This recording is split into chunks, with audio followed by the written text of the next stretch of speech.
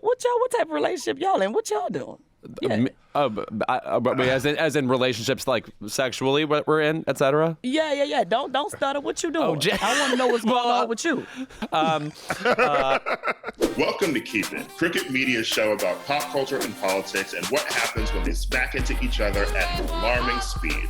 I'm your host, Ira Madison III, a television writer and Fall Out Boy fan. I'm Louis Bertel. I'm a TV writer and Jane Fonda historian. Let's get into it. And we are back with an all-new breaking news, Keep It. News, hard-hitting news. Oh. Louis, coming straight out of Atlanta last night. Oh, here we are. Justice was served. Oh, yes. Beyonce finally added Thick back to the Renaissance tour, along with All Up in Your Mind and Drunken Love. That's the only news coming out of Atlanta last night that I know of. You worked very hard on this comedy this morning, I can tell. Is this your packet for Fallon? I'm Louis Bertel, by the way. I actually did laugh. It was pretty good. I'm Ira Madison III. I am not submitting any packets, Louis, because we are still on strike. Oh, I was getting scab antics from you just now. I'm sorry to mischaracterize you. Yeah, well, you know, Gutfeld on Fox is not WGA, so You don't I can't say. actually submit. I can submit a packet to that. Oh my God, I forgot all about him, even though he's like the most popular comedian of all time or something. By the way, speaking of music we groove to, you know what I just heard in Starbucks the other day, and I hadn't heard it in a while. And this is an unofficial anniversary because I think it's about 10 years old now. Blurred Lines. What do you think of blurred lines nowadays? Okay. I am going to say that I don't really stand blurred lines. I didn't even really love it that much when it first came out, but I am admittedly a Robin Thicke stan. That's a crazy take. You don't love blurred lines, but Robin Thicke, of course, I will defend.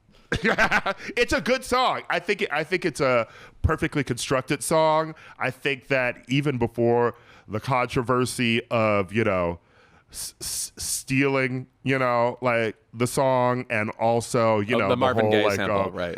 Yeah, the Marvin Gaye sample, and also the controversy of the video and how women were presented in the video, which is very LOL now.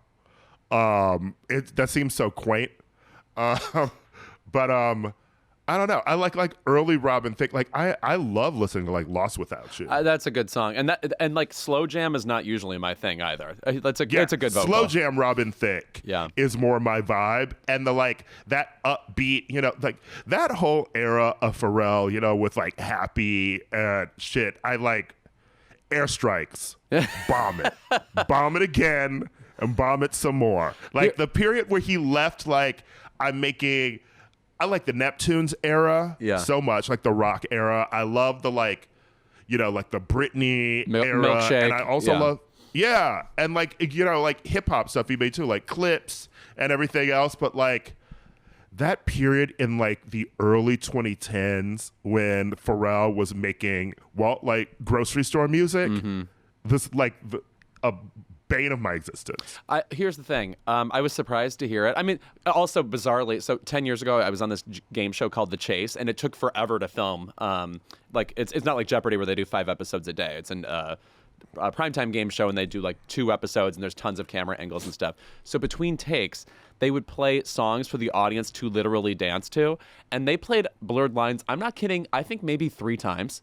So I was done with the song then. So after years and years later, I'm hearing it again.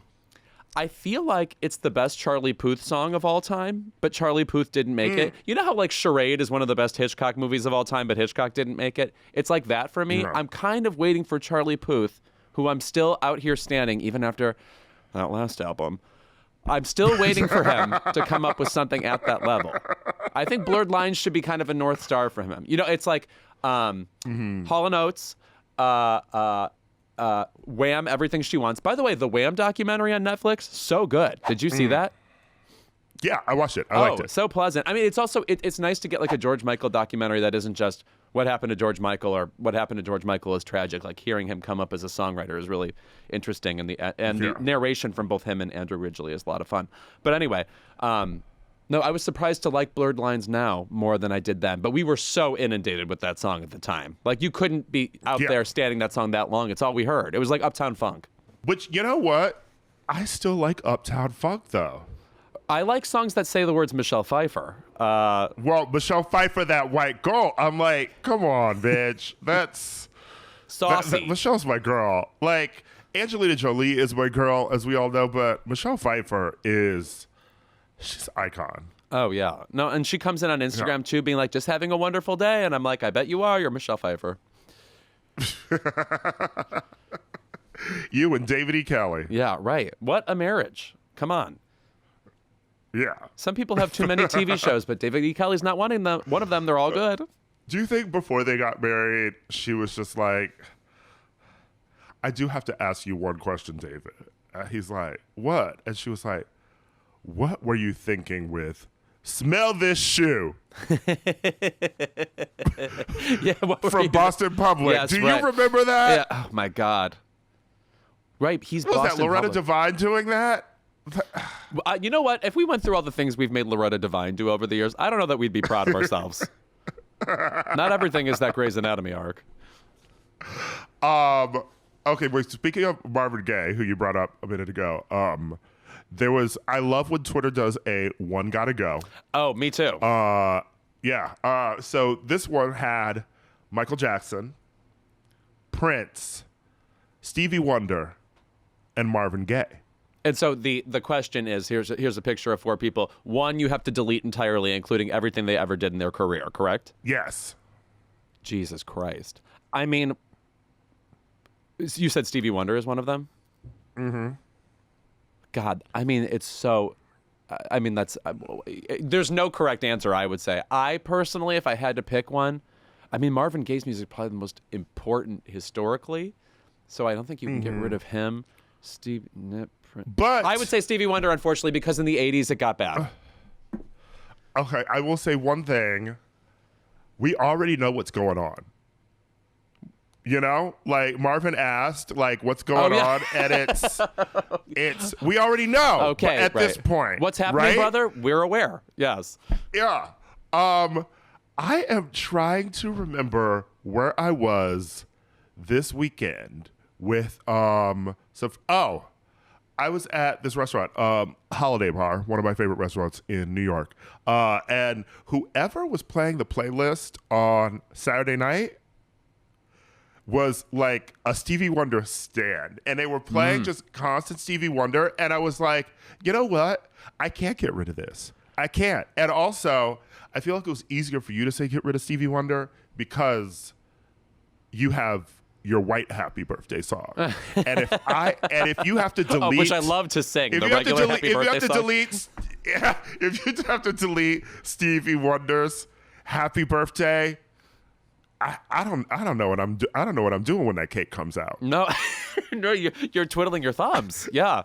Okay, like if I can't go on a happy birthday to you, like what are we doing here? I also don't mean to deride everything he did in the 80s. I think his song Go Home is from the 80s, and Hotter Than July, so Master Blaster, that's an 80s Stevie Wonder song. But we gave him an Oscar for I Just Called to Say I Love You, and I just called to say you need to turn that off, because I do not want to be hearing that song. It's like how Lionel Richie has the Oscar for Say You, Say Me. Wouldn't put that in his top 10 songs. Okay, we've talked about this before. Don't come for that. Too slow. It's too slow. Weird movie. All right. We've got a fun episode this week. We're playing another game. I am sorry to people out there who might not like the games we play, but unfortunately, I am an addict. I'm like that episode of Happy Endings where Eliza Coupe is like a psychotic game player. Unfortunately, I'm going to keep following that streak. This time we're playing one of Louis' favorite games, which is Older Than. Yeah, Who's Older is the name of the game. I, of course, need to credit my 2 friends, Andrew Wisniewski and Justin McBain, with whom I play this all the time. I hate when I lose it, so if I mess up today, just know that I'm like fists on the table like Donkey Kong. Just be prepared. And We are also going to talk about the gay cinematic event of the year. Maybe of mid-August, Red, but white, okay. and Red, white, and royal blue. I did see it. I was in Chicago for Market Days, which is like a big local pride, but everybody comes in from all over for it. And so it's an exhausting weekend. And so I come back and I have to watch this following that, having, less than an endorphin in my brain, no neurons connecting, etc. And I have to tell you, on that level, it sticks the landing. If you have an unactivated brain, get ready. You're about to have a good time. And our guests this week are comedians Punkie Johnson and Dicey, hosts of the podcast Love Thang. And believe it or not, we're going to dig into Louis's love life. They were very rude about this. They just threw it in my face. I have my dossier here of pop culture things I'm supposed to talk about. And then they asked me about my intertwinements, a word she used, with men. And I responded gingerly. So you'll see me at my most diplomatic. I really like the word intertwinement. I thought that, no, when she said that, I was like, that should be a word for what you do with your side piece. Yeah. Yeah, intertwinement. Yeah, it's so much better than entanglement because that just sounds sticky, like Ivan-Ooze. Yeah, and entanglement sounds like, oh, there's this is knotted up. Intertwinement's like just a light joining up with other souls. Yeah, it's a do-si-do. Yeah. The cookie. Yes, of course. Yeah, delicious. Yeah. Yeah, I don't know how to do-si-do. Line dancing, that's probably what you do when you sing the white birthday song. Line dancing is becoming popular in LA. There's huge nights for it here. We'll do an entire Keep It about that at some point. But as you know, it's just unsettling. Yeah, I like the electric slide. Sure. I'll go to a straight wedding once every 7 years. Sure. Yeah. Black people do the electric slide. With vigor? We do. Okay. Yeah, usually old. Usually black people who like Sunday day parties. Brunch hats. Yes, I'm picturing florals. Yes. Yeah. Uh-huh. Yeah, very Issa Rae TV show vibes. Okay. Anyway, we'll be right back with more Keep It. The twunk political romance fantasy movie Red, White, and Royal Blue dropped this weekend, and the gays are talking. For once.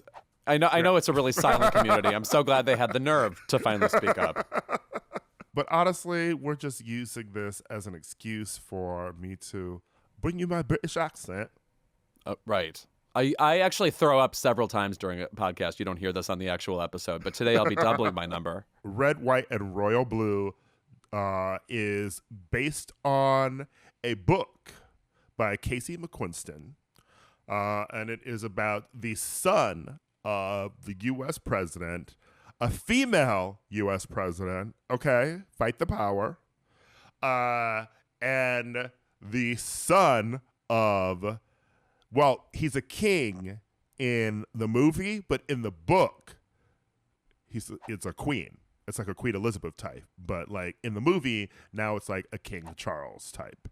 But anyway, they link up, they fall in love. It's a romantic, sweet film that is, we'll talk about this, it's rated R, which I feel like it's rated R for the one sex scene that you've been hearing about.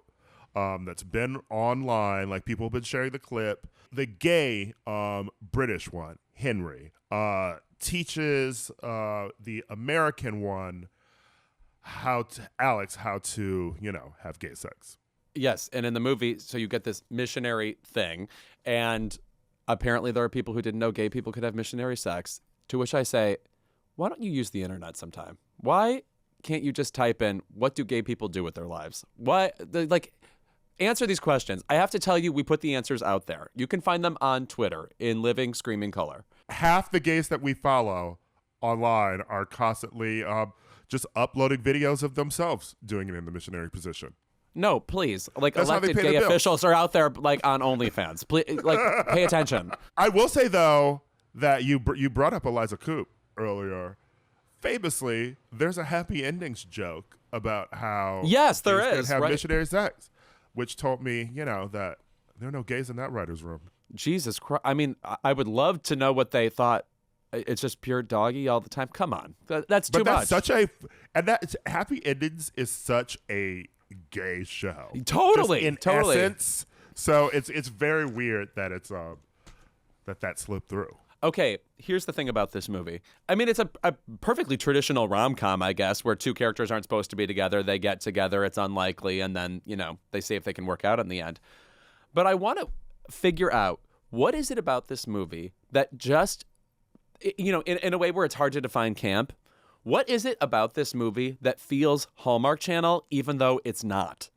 Like, there's just something as you're watching it that there's like, this isn't quite good, or this isn't quite a legitimate theatrical offering, even though, if it starts to, I don't even know what the quality is. Like, maybe, I feel like it's that altogether the writing is supposed to be cute, and everyone, no matter how charismatic they are, and I think the main lead specifically, Taylor Zachar Perez, is like a charismatic lead. There's always something stilted about it, and I wonder if that's why it feels like I'm watching, the Oxygen Network. First of all, I feel like I think that they have really good chemistry together. I think that Taylor and Nicholas have great chemistry. Mm-hmm. But they do seem to be in two different movies. Nicholas is very serious. Taylor is in Riverdale. Very much so. Taylor has more whimsy about his performance at all times, even during the melodramatic moments, whereas the other guy, who I only know from the Amazon Cinderella, I think. He plays the prince in that with Camila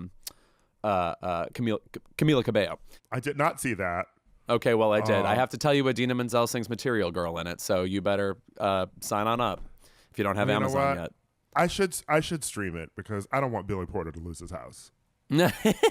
I'm worried about him. Yes, but the melodramatic moments in the movie where they're like, they're coming up against, they're worried about the expectations of the fans of the royal family or whatever. Felt a little overly emotional and also, by the way, this movie is a little long. It's like an hour and 50 some minutes, and this should be coming in the 78-minute community. You know what I'm saying? I really enjoyed it. I thought that it was... Yeah, it's pleasant. It goes down like candy. I thought it was fun. It was pleasant. I watched it. I teared up a couple times. I suggested it to a couple friends who I wouldn't think would even be into this sort of thing. And they were like, they loved it. I feel like people were just maybe in the mood to watch something that was gay and sweet. And it's a good rom-com, I feel like. But what I will say is that it's a bit too cliche rom-com for me. I haven't read the book completely, but I've read parts of it, and I've looked up, just sort of like the specifics of the difference between the book and the film. And obviously, the edges are just sort of like, ironed off for this film. So I feel like... Oh, yeah, the book is more risque. Yeah. Mm-hmm. There's no conflict, really, in this. A lot of it is external. What will the UK think about, like the prince being gay? Well, as soon as it leaks that the prince is gay, like there's a pride rally outside of fucking Buckingham Palace. So it seems like a market days erupts. Premature to be worried about this. Alex, is the president's son, and she is trying to win a re-election, presumably against a Republican candidate who is homophobic, but there's not an ounce of homophobia in the film whatsoever. No, right. No. Politically. It's just the idea of opposition. Yeah. Yes. And he's like getting out the vote in Texas, and nobody calls him a faggot. The movie's already rated R. So yeah, right. Go there. Jesus Christ. Throw out a fag or two. Not that I'm advocating for a film where, he's like horribly discriminated against, because, actually, because there are plenty of times actually where I'm watching like a gay movie, and even though I know that that is a reality of life, just sort of like when I'm watching like a black film, like that's a period piece or something. Right. I cringe up when I'm just sort of like, is there like a racism scene coming? Because it's just like or like a homophobia scene. Like, I don't want to see it. So I appreciate not including it in there, but I feel like there's a way to include it without it feeling like it's so sanitized to the point of fantasy. Because you already have, like, nothing goes wrong in this film. Yeah. Which, I mean, it's like, it's sort of like Heartstopper in that way. Like, they are up against certain things, but like the whole vibe is so positive, and like you're there for a good time and for escapism. This is better frankly. than Heartstopper, though. Yeah. I think that's it's about the same level for me. I got tired of those damn kids this season. I haven't continued with the season. I will say that. I will say, not tired of them. I just think that my main problem with Heartstopper season 2 is a problem that happens with a lot of ensemble TV shows that have main leads in their first season, in that by the time we get around to the second season, everybody in the damn cast has a storyline, and we need to focus on what worked in season 1, where it's like, no, 75% of the story still needs to be the main characters that I care about. I was just reminded of a movie I haven't thought about in a while. Did you see Empire of Light with Olivia Colman? Unfortunately. Okay, yes. But like, you know how like that movie is about one thing and then they insert a racism storyline, and as you're watching, you're like, oh God. It's just like they inserted this kind of like it changes the mood. It like feels shoehorned in. It both feels violent and sanitized in a way. Like, I think it's like there's something about it that takes you out of the movie reality that you're in, and it just feels a little too didactic in a way. If I'm seeing racism in a movie, you know what kind I'm fine with? The Hidden Figures racism. Like, Jim Parsons and glasses being like, we don't do math here with like this with black women. We don't do math. Actually, Kirsten Dunst in that movie, fearsome. Yeah, Kirsten Dunst well, her in that scary. bathroom is a great scene, I feel like. And, then if we're going to get something cheesy, then, we just have Kevin Costner taking down a whites only sign. And bursting into tears or whatever he does. I will say about this movie, though, if you're on the fence about the two leads and the chemistry they have, because they're not like, they're around, they're in projects and stuff, but they're kind of newish actors. Something that I thought was brilliant on the producer's part. The supporting cast is definitely worse actors than they are. Holy shit. Whoa. Some aliens encountering some jokes for the first time. What? I was also even Uma Thurman comes in, and her accent is deeply Foghorn Leghorn. I don't know how she settled on that. I do declare. Kill Bill, kill your acting coach. What's happening here? I am the president of the United States of America, and I say. That is my favorite accent in the film. And people online I don't know if it's proven that this was written for Connie Britton or something, but people kept saying, like, this should have been Connie Britton, which I can see. It's very, we love Connie Britton, obviously, one of our favorite Keep It guests ever. Yeah. But content-wise, I would not have been shocked if Connie Britton was in this film, Uma Thurman being in this film, I was sort of like, did you get lost? Like, were you walking to a different movie set and accidentally stumbled on this? It was just very surreal seeing Uma Thurman in it, and the accent, it didn't feel right. Yeah, it did feel right. It did feel right, and I don't know if it was the accent too. I feel like Olivia Colman, we brought her up, like, feels perfectly right in Heartstopper. Because she commits to it, she's playing Kit Connor's mother, and I think obviously that it's a very natural sweetness. It feels very natural and real. Nothing about this role feels Uma Thurman. There are no hard edges to the character. She's a little too sweet, a little too cloying. Like the scene about getting her son on Truvada and talking about bottoming and topping, like, that's funny. But I feel like I would expect Uma Thurman to deliver those lines differently. And I get that, everyone could play different roles, but if we're talking about what a movie star traditionally is, that person plays a variation of what we're used to Yeah, they have a window in which they play. Yeah, there's a window. You know, obviously, there's a Barbara Stanwyck moment. And like Double Indemnity where someone plays against type, but this wasn't even playing against type. This was it felt very weird and muted for Uma Thurman. But if it was her audition to play Daniel Craig's sister in Knives Out 3, then I'm okay with it. It kind of reminds when we were talking about Kim Cattrall in roles that aren't Sex and the City. It's like she specifically doesn't want to be Samantha, so she's making these choices that are supposed to not remind you of her previous roles. But it's like you're not tapping into your power in a way by doing these like these detour type roles, like when she was on Queer as Folk, for example, and also played someone with a New Orleans accent. Excuse me? Kira Sedgwick would have been great. Yes. Or, honestly, who would have been great? Miss Holly Hunter, who, by the way, is routinely hilarious. If you haven't, okay, here's a movie nobody remembers that our pal Diablo Cody wrote and directed. It's called Paradise with it's Russell Brand and Julianne Hough and Octavia Spencer. And in a very small role, Holly Hunter plays the mother of Julianne Hough, who is like a religious woman who teaches yoga.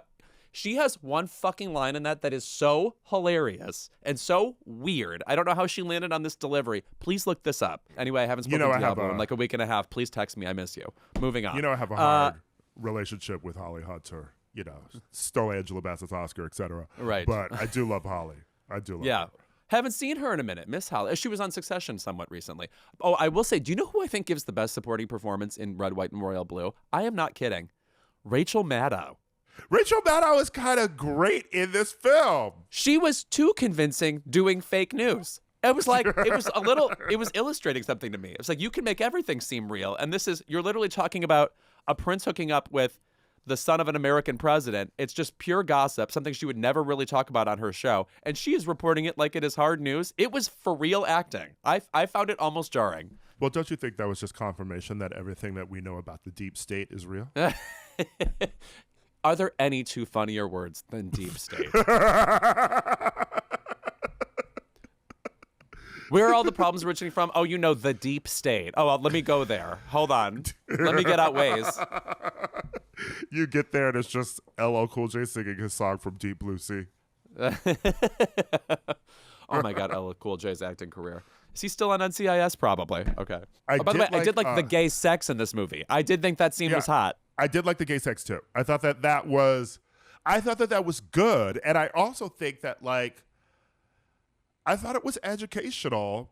I guess we talked about that already, like the whole missionary thing, whatever. But honestly, if it's a young adult book adaptation, if teenagers, if fresh college students are going to be watching this film, I think it was sweet enough, romantic enough, but I also think it was well done and kind of hot. I feel like that is the kind of scenes that younger gay people deserve to be able to see in films, No, I mean, in a way, I feel bad that, gay filmmakers probably feel like they have to teach things to audiences. Just that's not really the point of a movie, But at the same time, it's I think back to my own upbringing. It's I learned more from stumbling on some random Angel Fire page about gay sex than I did from 4 years of health class. You know what I mean? And I still feel like that's probably the case for a lot of kids. So, if they're going to see it somewhere, this is, I don't know about cool way to receive it, but at least it sets you up on a journey to learn more about the realities of being gay.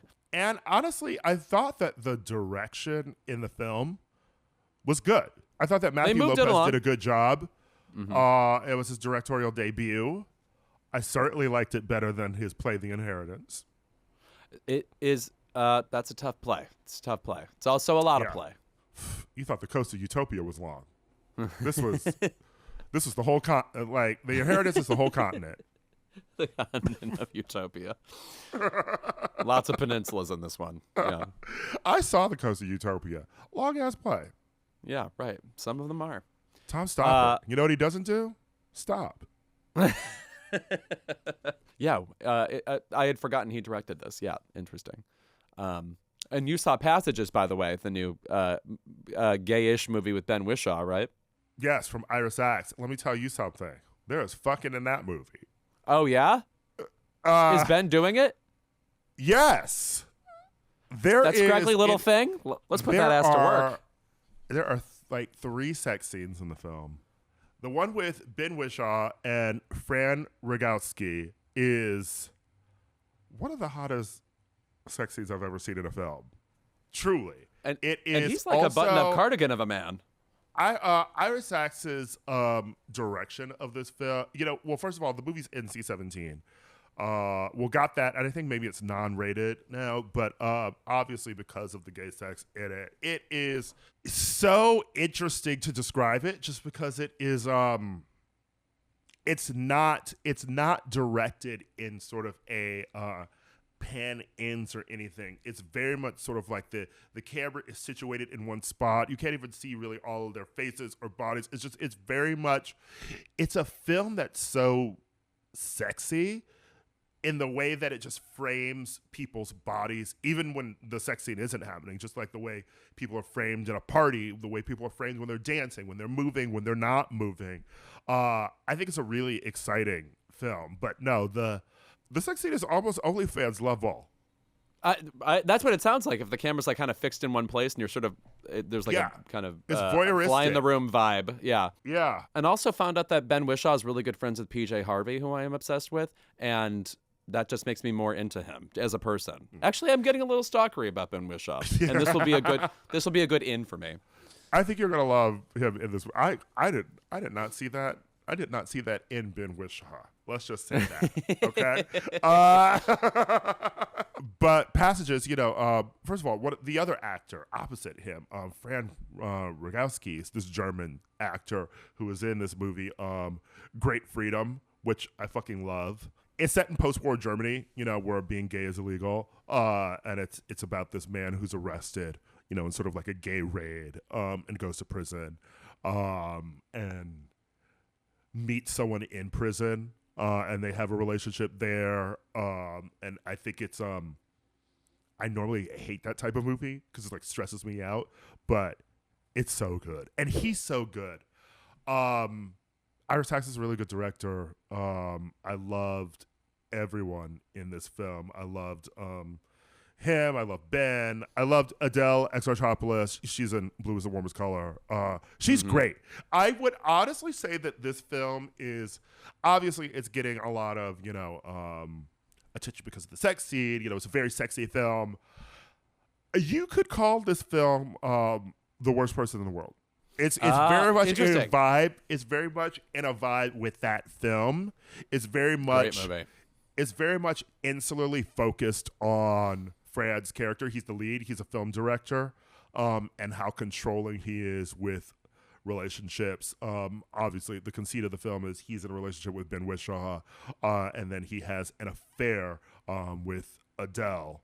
And then it's about their relationship, the three of their relationship, as that continues, and him going back to Ben, or is he going to go back to her? And it's very sort of like honest depiction. He's very much just like the lead and the worst person in the world. And so I love that film. Okay, very good. All right, it sounds like there's a little bit more gritty reality in this than, shall we say, Red, White, and Royal Blue, which, I will say lastly about that, though, like in the differences that I've read between the book and stuff, I feel like sort of ironing out the edges, like made it nice. Like I get, like wanting to make it, almost Hallmarky for younger gay people. But I don't know. I feel like it needed a bit more of a hard edge to really be great. I mean, there's obviously the predictability factor that comes with like the cliches of a rom-com, but like so much predictability really sort of hurt it. I mean, there's obviously the one of the biggest changes is just the fact that Alex has this previous relationship with sort of this journalist who's sort of like the one who like is like leaks the relationship to the press because he is the press and sort of outs him. But in the book, he has a mentor who is older and also the kids are aged up. He's an undergrad in the book, and he has an older mentor that he has like a sexual relationship with, and that mentor sort of switches to the opposition side and is one of the people who leaks that information. So I feel like taking out a lot of the politics of the book sort of hurts. Yeah, defanged it a bit. Yeah. Defanged it a bit. And lastly, Casey McQuiston, did you know that she is a famous Taylor Swift hater? Get out! I don't know that I've ever heard of a famous Taylor Swift hater, other than like the Kanyes, if you etc. look it up online, like there are just tweets from like years ago where she's just like, every tweet is about the fact that like she hates Taylor Swift and she thinks it's fun to hate Taylor Swift and she wants to take the piss out of like celebrities and why not just hate Taylor Swift? It's like it's over the top comical how much she hates Taylor Swift. I will say this. I came to a realization recently about what it will take for me to stand Taylor Swift, and I think I have it. What if she keeps releasing Taylor's versions, but of albums that are not hers? What if she just goes, and coming out now, Lemonade, Taylor's version. I had some notes on the original, and I know what I want to contribute. Get ready for Mommy Lessons from Taylor Swift. To Pimp a Butterfly, Taylor's version, featuring Haim. Her version of Lemonade would be Crystal Light. Sprinkle a little packet in there, yeah. NWA, Taylor's version. Straight out of Pennsylvania. All right, when we are back, we're joined by Punkie Johnson and Dicey to talk about their podcast, Love Thang. When it comes to sex, love, and relationships, our guests today have heard it all. They're writers, comedians, BFFs, and the host of this hilarious relationship podcast show called Love Thang. Welcome to Keep It, the incredible and dynamic Punkie Johnson and Dicey. Hey, everybody. Hi. Thank you for being here. I have been binging Love Thang. And first of all, I just want to say I love the title. It feels very like Sierra 2000 song to me, Wait, there is a song from like the 80s or something called like Love Thang, right? Love Thang. Anyway, I'll look it up. Moving on. I was looking it up myself. Yeah. Trying to get like a feel for what the song should feel like. You know what I'm saying? But then I just decided to just be ghetto and just rip it from the beat. Tell me about both of you, how you linked up for this podcast, and also what interests you about, talking to people about their love lives. Because me personally, when I'm hearing my friends talk about their love lives, I get up and leave the room. All right. Well, honestly, for me, it's just like a therapy for me, man. My divorce was just final not too long ago. So it's kind of therapeutic just sitting up here, just talking about it and going through it.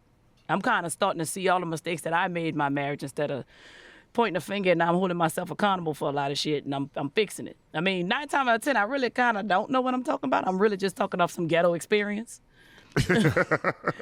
Like it's not like no doctor advice. I ain't never read the book for this shit. I just went through it. So everything I do say it be coming from the heart though. You know what I'm saying? Even if it's dumb and ghetto, it's still coming from the heart. Yeah. I love that. I love that. Dicey, what about you? Me and Punkie have a really interesting friendship that I document on my Instagram stories. And when I have her on there, so many people comment on her page like, y'all need a show, y'all are just crazy.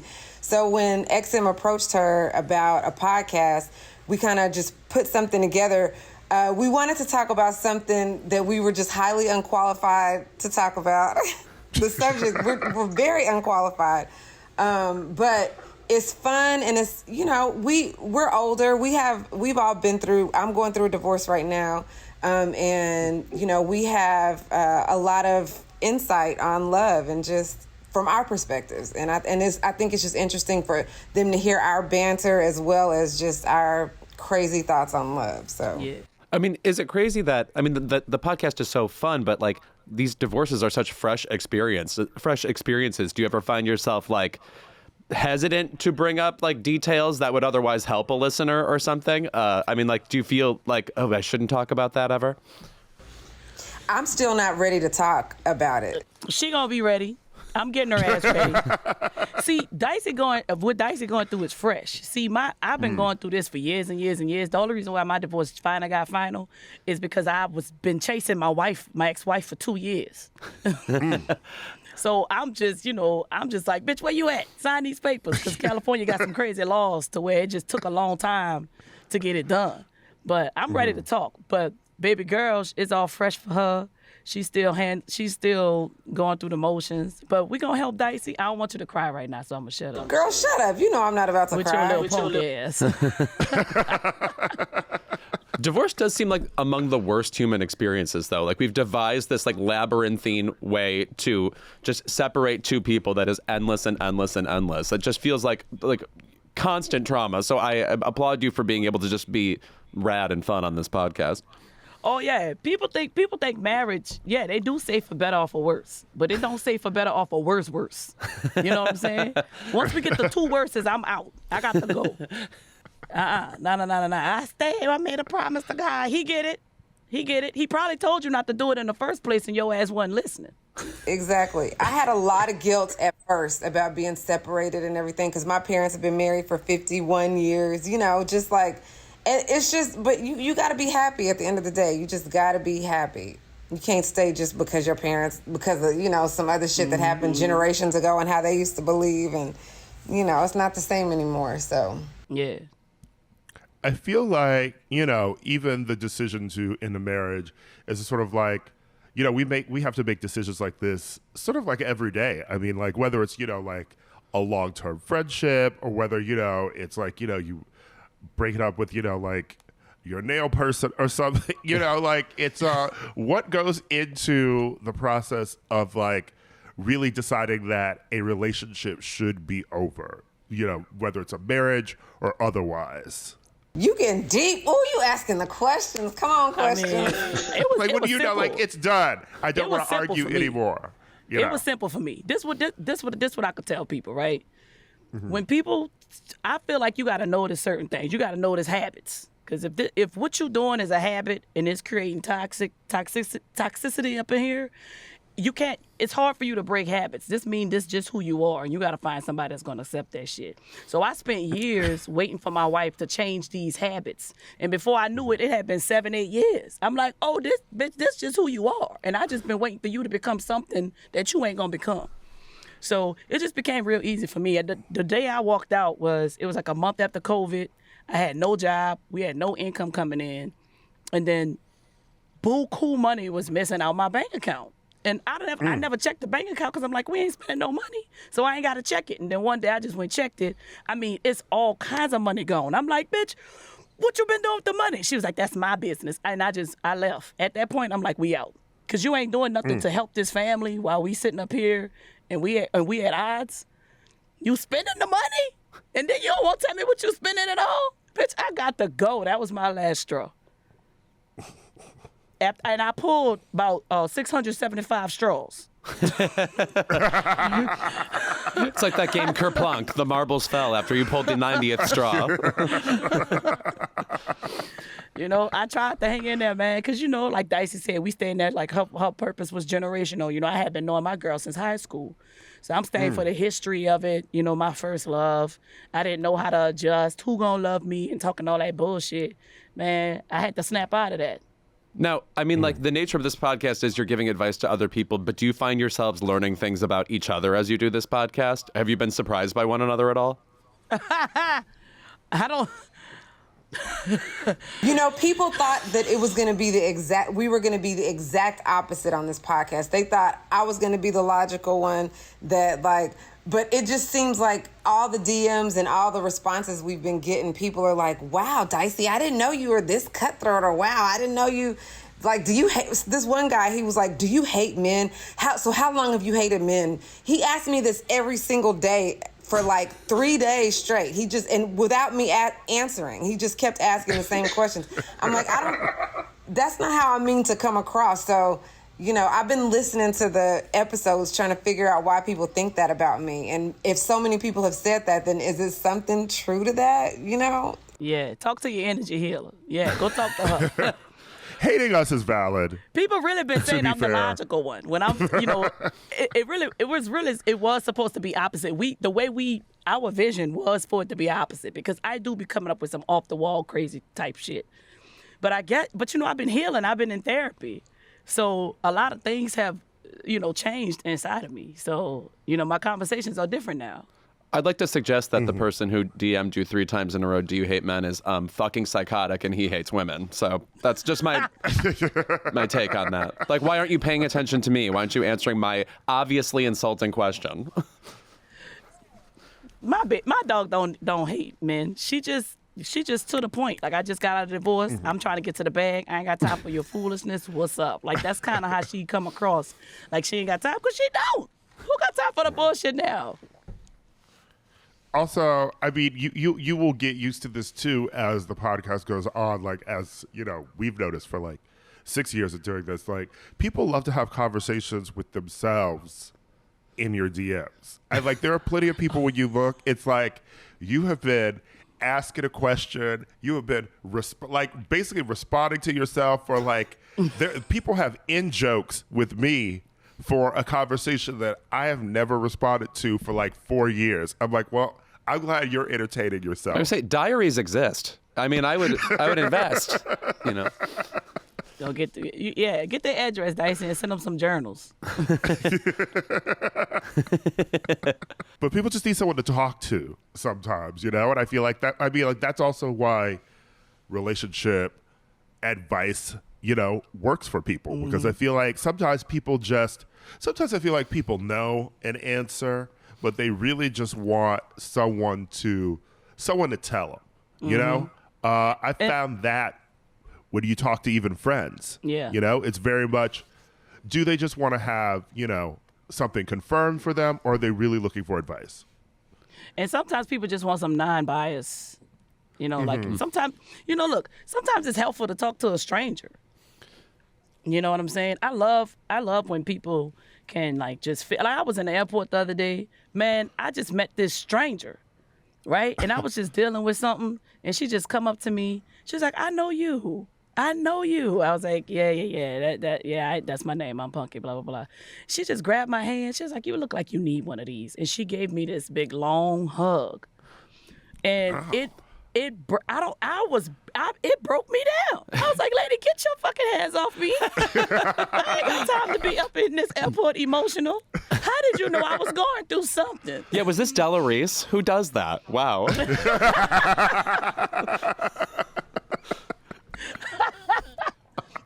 She was the sweetest old white lady. It was just crazy how she felt that energy. You know what I'm saying? But I was like, go on, little lady. Go on.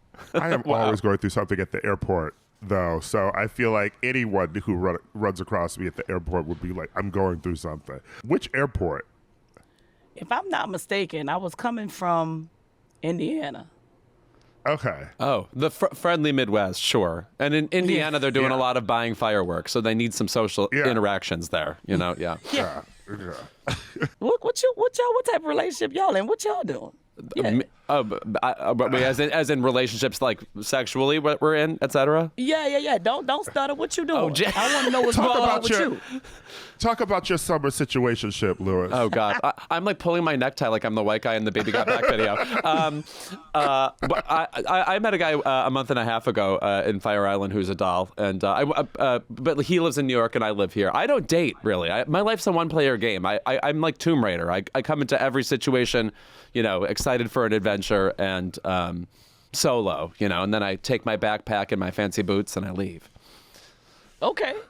All right, we all got our preferences. I like that. Mm-hmm. But you don't like getting too serious, or? No, I think I don't know. I like spending more of my time. I just want to be funny. I just want to like be an ambitious, funny person. That's it. And then like if there's a relationship, maybe. But honestly, when I heard that Whoopi Goldberg quote, I just don't want someone in my house, that woman infected my brain. I should not have heard that quote because I so agree. I just agree. Like, who wants to hear something like rustling in the kitchen when you're in the bathroom? It's like there's an intruder.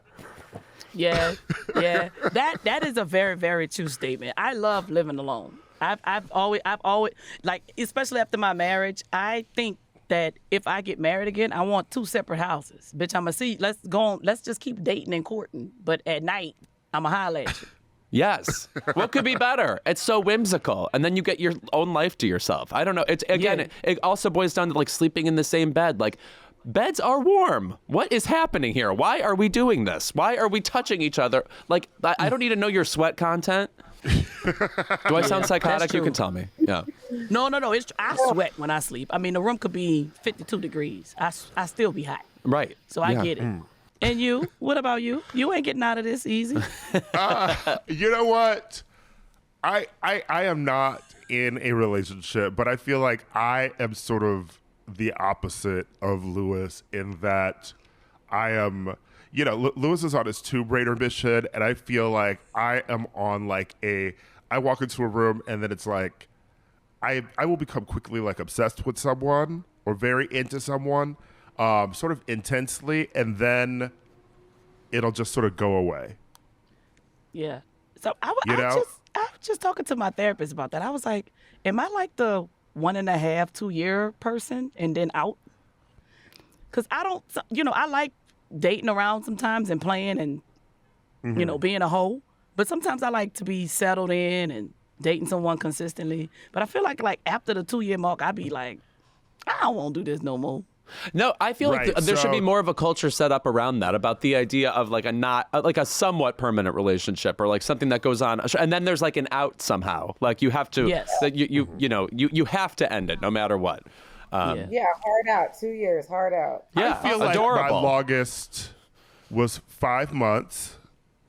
Last year, there was 5 months last year, and that's as far as we go. Although, I will say that this person that I did date last year for 5 months is still around, not in that we're dating. I met him through a mutual friend, and so I'm still around that person all the time, and sometimes when like we're at a concert or, like we're on Fire Island together or we're at a party, it's like we're all there as a group, and I'm like, it is nice being around this person, but I don't know about dating. Mm-hmm. It's so y'all just being naughty, basically. Yeah, but I also made a decision that we should. Going on. I also made a decision that we should not anymore. We should just be friends. But I don't know. I think the problem is that I am 36. You're actually 37. Moving on. I just turned 37. You know what, Ooh. Louis? Sorry, the journalism degree came out. Yeah. This reminds me of another question I need to ask you guys. Okay, go ahead. Yeah, turned 37 a couple weeks ago, and they are 26. Ooh, I could tell you a lot about that. I'm seeing somebody that's 10 and a half years younger than me. And I'd be like, yeah, and it's not like it's not an annoying 26. They are an exec at a company, very professional, but it's still very in my mind that it just I can't be that person. No, when you guys are giving advice, do you find yourself taking a different tone when talking to straight and gay people? No, I talk to everybody the same way. Everybody. Because I just feel like, yeah, we all straight, we all gay or whatever we are, but I feel like our hearts and our minds align kind of the same, regardless. You know what I'm saying? I don't think we've had a topic yet that's just been like straight specific or gay specific. But we've had, and there probably are instances like that, we just haven't explored them yet, but that's something that Punkie was really careful about. She didn't want this to turn into like a gay podcast or a straight podcast or be about her being gay all the time, So she's already coming from a gay perspective. She's speaking from that because she is. So, yeah. Yeah, I just feel like with the podcast, the more open that, I just want everybody to feel comfortable. It's a safe zone with us. Yeah. So I don't want the straight people saying, oh, it seems gay, so I don't think I should, put in my 2 cents or ask them nothing because they ain't going to. No. Come on, everybody, let's talk about all of it. Let's not be shy. I love the idea of a straight person tuning in and saying, this seems gay. Like, you're a real detective. Yeah. I was listening, though, to an episode about side chicks, the ones that y'all just did. And I will say that seems, I feel like gays have, especially men, are more attuned to having multiple side chicks as opposed to, I don't know if a woman would allow a lot of the side chicks appearing in her life from a man. Or maybe I'm wrong, maybe side chick culture is very prevalent. Is democratized, shall we say. Yeah. Maybe it is. You know what? Now that you say that, like when I deal with straight women, they do not entertain the idea of me stepping outside. But when I deal with gay women, they always have more of an open mind of me intertwining and mixing with another person. So I never really thought about it at that angle. And I need to stop fucking with these straight hoes. These closed-minded bitches. I mean, unless you're straight, I feel like you got to be, like sort of like a mob wife or something. Like Carmela Soprano is okay with the side chicks. I feel like for straight culture, it's very much they don't want to see it. They maybe they'll know about it. And, in theory, but like, they don't want to see it. They don't want that person. They don't want the side chick around them, as opposed to, gay people, like the side chick might be at the party with you. They might come to dinner. I had a very interesting take on a podcast. A lot of people hit me in my DMs and was like, don't you promote that? And I was just like, some people need to loosen up because sometimes the side chick can keep a relationship together. Ooh, love that. I know it's very strange, and sometimes it could be a little hard to hear, but yeah, I know a lot of relationships that are very happy and well off because somebody had a side chick or a side dude or whatever they had, because they don't want nothing from you. Yeah. They just want to it's like their job to give you a relief. So it's like, let your partner go off and be relieved. And then come back to the hooting and hollering. Now they so just peaceful and calm, and in their calmness, they ain't even listening to your ass. Yeah, you just outsource a couple of needs to this other person, Yeah. and come back. Yeah. I believe in it. I believe in it. It's very hard for me. I'm specifically dealing with somebody right now. I'm trying to talk her into it. I'm like, listen, you're gonna have to let me go outside sometimes.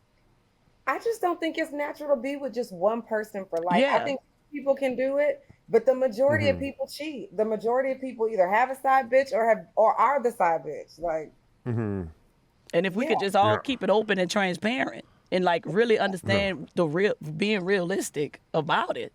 Because I mean, they do have people that do believe that in monogamy and you could be with one person for the rest of your life, but are they fucking delusional? Maybe. I think some people really can do that. Yeah, no, that's giving Bowen hope. That's Days of Our Lives. And even they got divorced and died, and all this other stuff. So maybe you're right. Well, thank y'all for being here. Oh yeah, this was fun. Oh my God, you guys! Let's just collab more often. I'll take some questions too, and you can correct my answers. Yeah, I loved having you here because I never get Louis talking about a man. Oh no! Yes. Yeah. Unless that's like Prince or something, but he's not exactly my man. Yeah. Yeah, I got it out you, Louis. Yeah. Oh, I thought I was the journalist. No, you're the Diane Sawyer here. Well, as you know, I have a medical issue where I have to keep playing games all the time, or I'll spin out and pass away. And today, you like Jigsaw? Yeah, precisely. That's my mom. Today's game is called Who's Older? It's very simple. You name two celebrities, and you have to reason out who you think is the older one, and you look like a fool if you lose. And I guess I have a fetish for looking like a fool and losing games on this podcast, too. So I'm going to be indulging that a bit, too. Ira, shall I give the first challenge to you? Yeah. Okay, very good. I'm going to start with the older set. Morgan Freeman and Lily Tomlin. Let me think about this one. Okay, yeah, that's the whole point.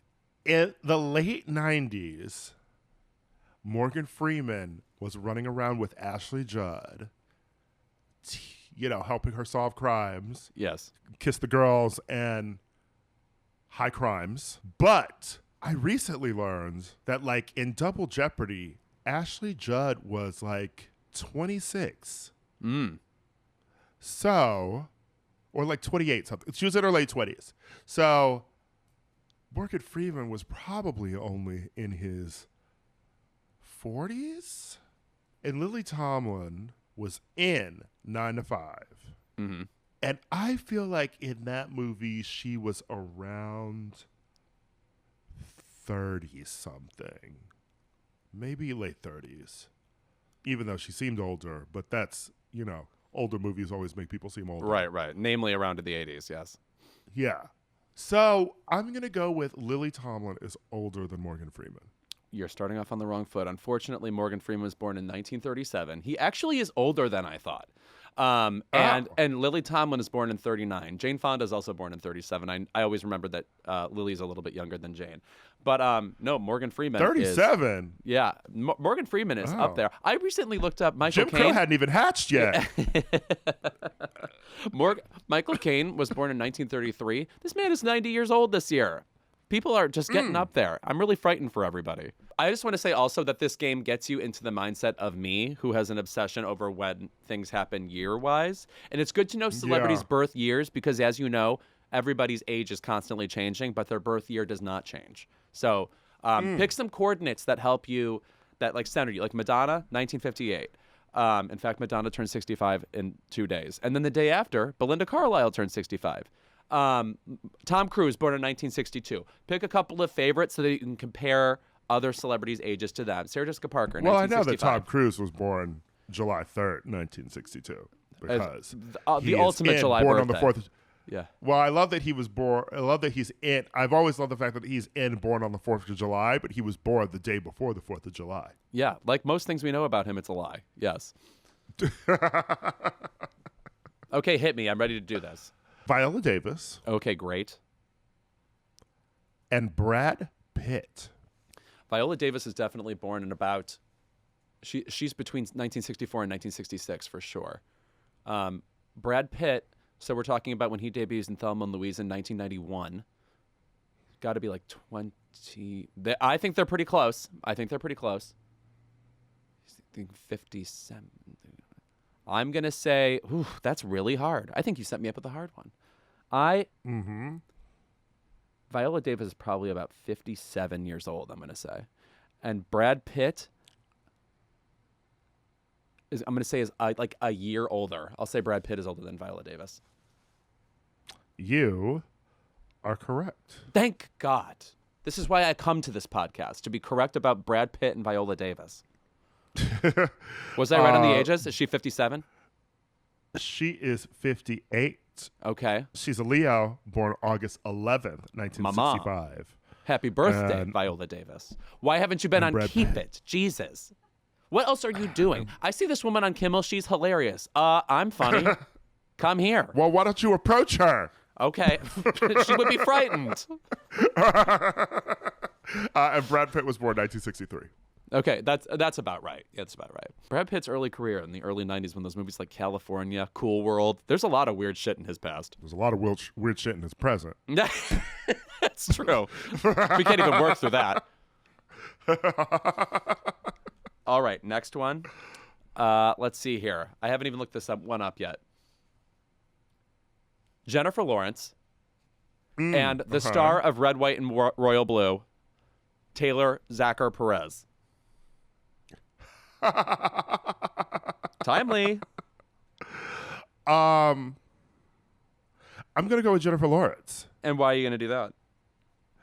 Well, I feel like the leads of that movie are in their 20s. Definitely. And I specifically know that Jennifer Lawrence is 33. And why do you know that? Because she turned 33 2 days ago? No. Today? Oh, it's right now, August 15th. Today's her birthday. She's a Leo too? I didn't know that. Yeah. You are correct. Yes, Today's Jennifer Lawrence's birthday. Is 33. That's correct. And Taylor Zachary Perez is 31, actually. Looking spry, if I do say so myself, during his gay sex. And that man is straight. Also, is he?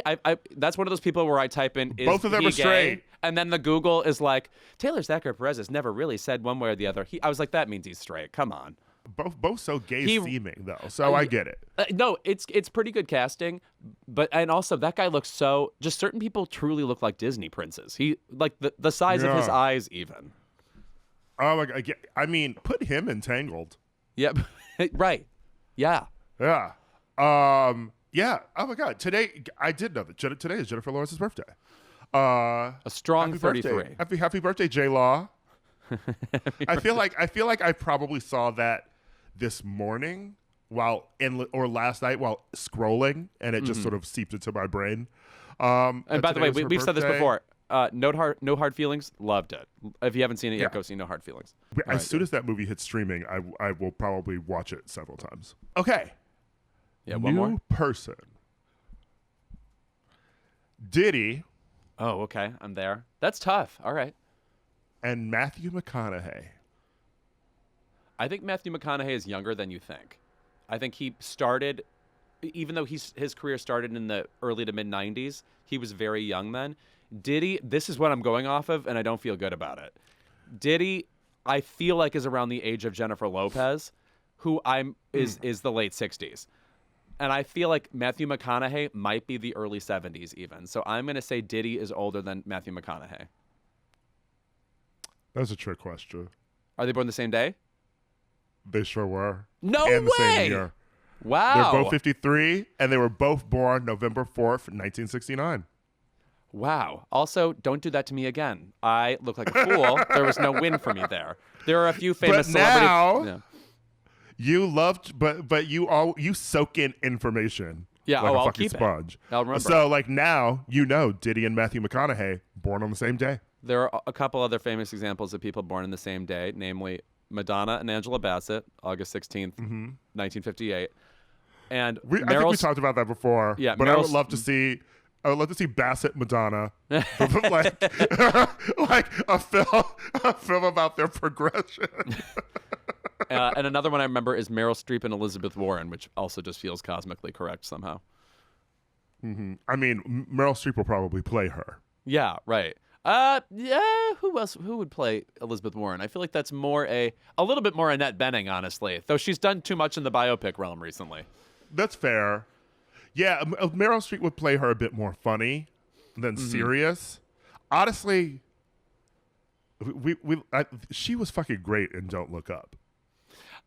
Yeah, not my favorite of hers, but she was definitely a highlight of that labyrinthine movie. Cardi B. And Timothy Chalamet. Bellicus. I know that she is. You rarely heard her referred to by her birth name. Yes. I love that name. And I like that she finds it funny when people call her that, as opposed to Doja Cat. Don't call me by my name. I'm like, okay, Pink. Pink hates that too.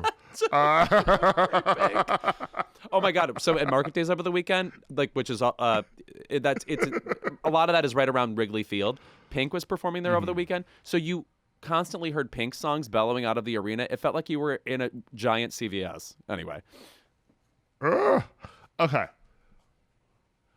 I am always shocked by the fact that Cardi, when I heard when she first came out, was in her mid-20s.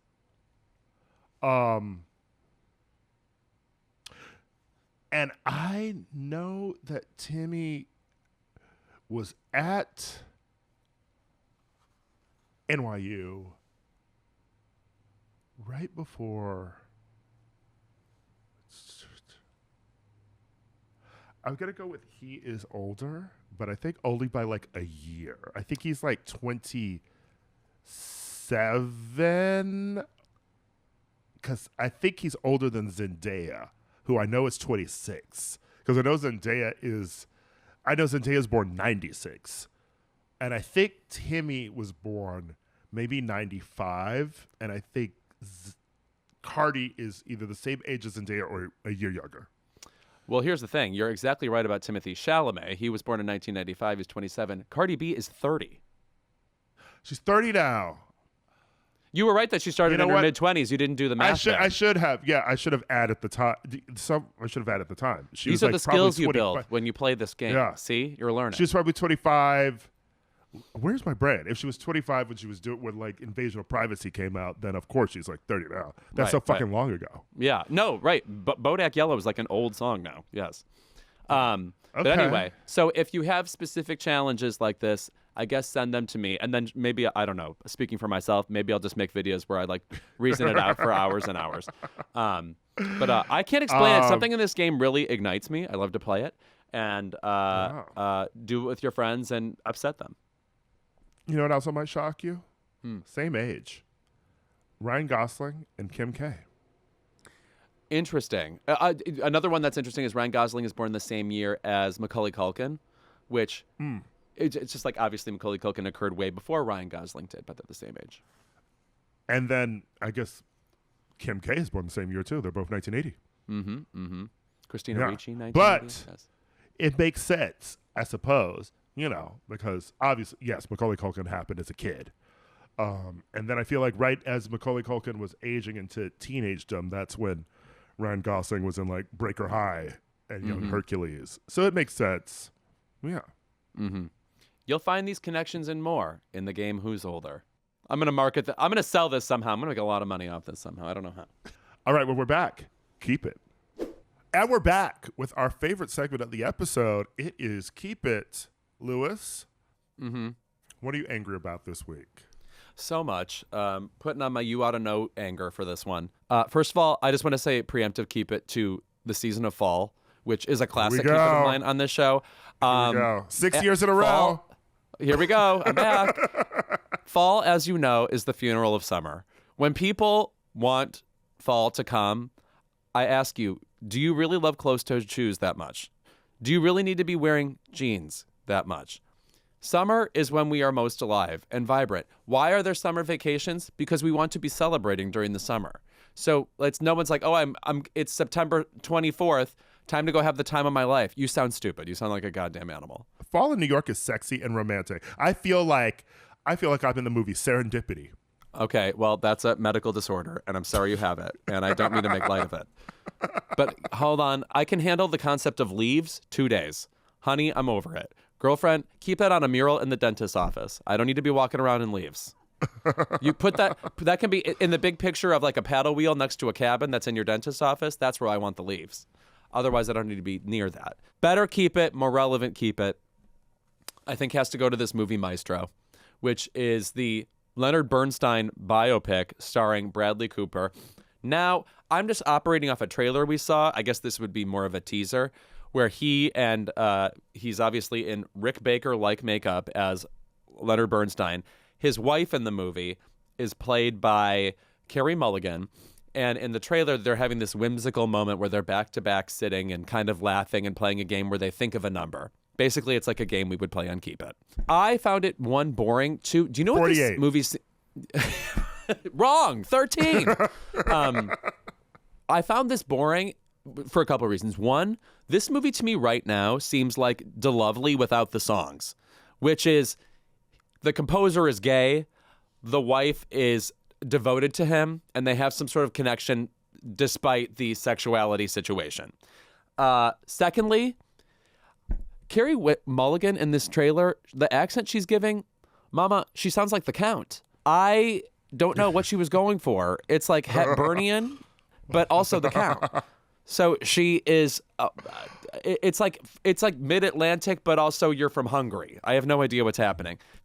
Here's the thing. I hate the term Oscar bait. The reason movies get Oscars is because I think they're probably about more relevant things. Like romance is something that can be deeply explored in a movie. So when you're looking at this trailer, it's more likely going to be up for an Oscar than, say, a superhero movie, which is, fast food. I'm sorry.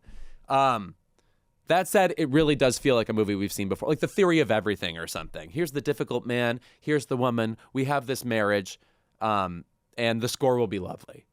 I don't know. A Netflix movie. Every Netflix movie seems like a money laundering scheme at this point. Like, I feel like Gal Gadot's like in some like Netflix movie that's coming out. I was like, remember her? Remember how she was supposed to be Barbie in the Barbie movie? That's who Margot Robbie, I believe, wanted initially. And then she, I guess, passed a mirror and said, oh, wait, I could be in the Barbie movie. I feel like Gal Gadot had other obligations and wasn't able to do it. You know, maybe she was deployed that week. Okay. I absolutely knew it was going there. All right. But like Timothée Chalamet's supposed to be in this war movie that's coming to Netflix. I'm just like, what are they doing over there? It's like how there's all these Hulu movies I've never heard of. Like there's a new Hulu movie with Emma Roberts. I'm like, did you mean to put this out? What happened here? And when do they make these films? Would love to know. Is it a weekend? It's like a 24-hour play competition. Netflix invites you to Netflix a camp. workshop. Yeah. You shoot a movie over the weekend, and that's it. Take the bus home. Okay, Ira, what's your keep it? My keep it goes to Sean and Leanne Tui. Oh, God. The white family at the center of The Blind Side. You know, that 2009 movie starring Sandra Bullock. Turns out it was all a lie.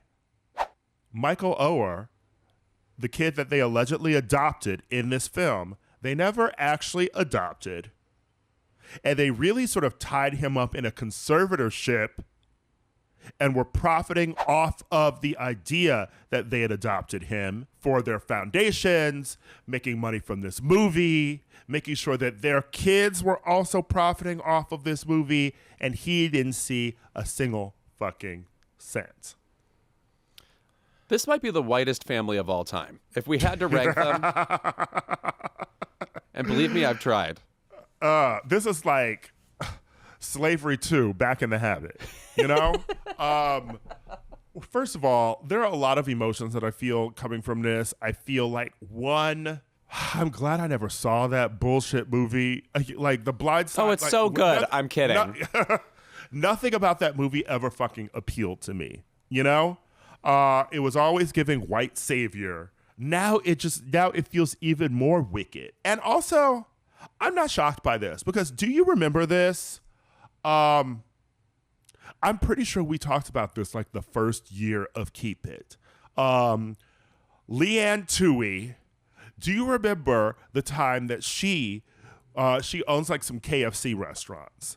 Do you remember the time that she put on Facebook a photo with like two black teenagers and was like, had this caption of like, a friend that I was with was like, I bet they're up to no good. And then I said, well, let's find out. And I slid into the booth next to them and I was like, so what's going on here? And then they talked about how they needed bus fare to get to like some like sporting game and she gave them the money, etc. And then later, the kids actually commented on this Facebook picture that was going viral, being like, we didn't need bus fare. And this woman came over and just sort of like asked us to take a photo with her. And we knew she was Michael's mom. So like we said, okay. And had no idea about the caption that one of the friends was like, they look like they're up to no good, you know, making it seem like they were like criminals or something. So the bitch has been a liar. And I remember like that was going viral online around that time. And I was like, this is appealing exactly to the type of white person who went to see that fucking movie. Also, I just can't believe that movie is called The Blind Side now. Look at it. I mean, here we are in A Blind Side. It's very crazy. Also, I believe, if I'm not mistaken, that movie was nominated for Best Picture, one of our lowest moments as a society. I believe that is one of the lowest Metacritic scores, at least in the 21st century, of Best Picture nominees, down there with like Joker, etc. People are also coming after Sandra Bullock for, I guess, whatever, not doing her research. Girl, she's not a private detective. It would be crazy for her to have figured out the truth of Leanne Tui. It's an okay performance, not an Oscar caliber performance. Obviously, Meryl was up for Julie and Julia that year. That would have been a fine win, but okay. Well, Louis, that is not what the net would lead me to believe. That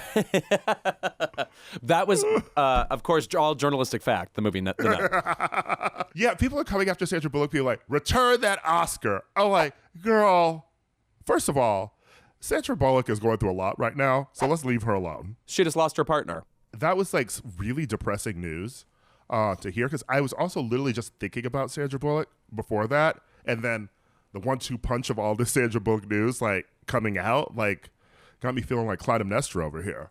I think that it demanding that she come out and make a statement like the day the news dropped too is very silly, because also Sandra Bullock is not a celebrity who I would ever consider to be online. Like, she's grieving her partner, for one. Two, even if she wasn't, do you think Sandra Bullock knows when her name is trending ever? Right. Like I don't even know she got a damn computer. Not after the net.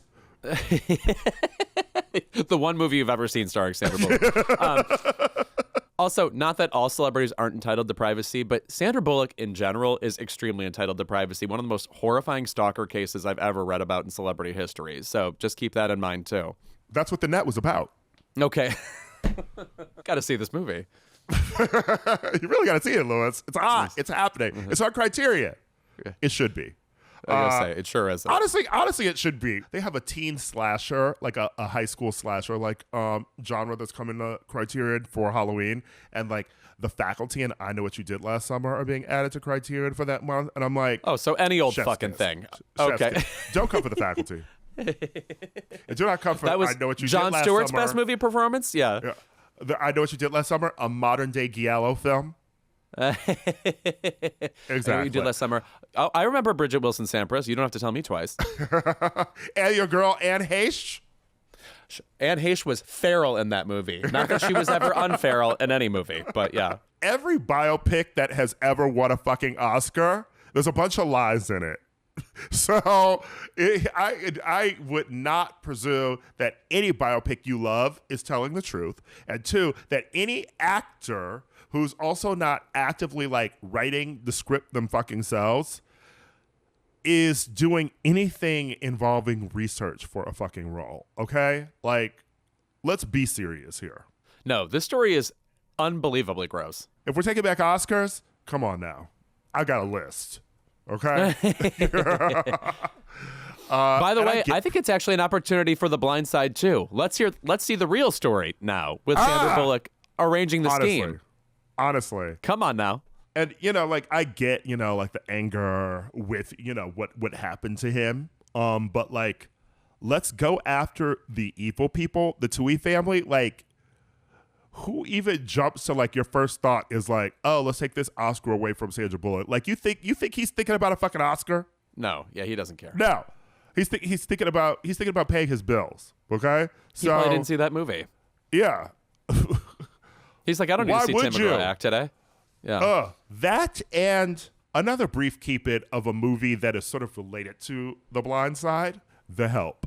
Because I don't know if you saw this interview where Jessica Chastain talked about she had so much fun, being in that movie with her friend Octavia Spencer. And obviously we've heard the story before about how she advocated for Octavia to make as much money as she did on The Help. Or at least more money, So, like that was a fucking great thing that she did for Octavia, and then never claimed credit for it either. Octavia was the one who mentioned it years later. For all intents and purposes, Jessica Chastain seems like a very lovely woman when yes, she's not on her 15 burner accounts on Twitter.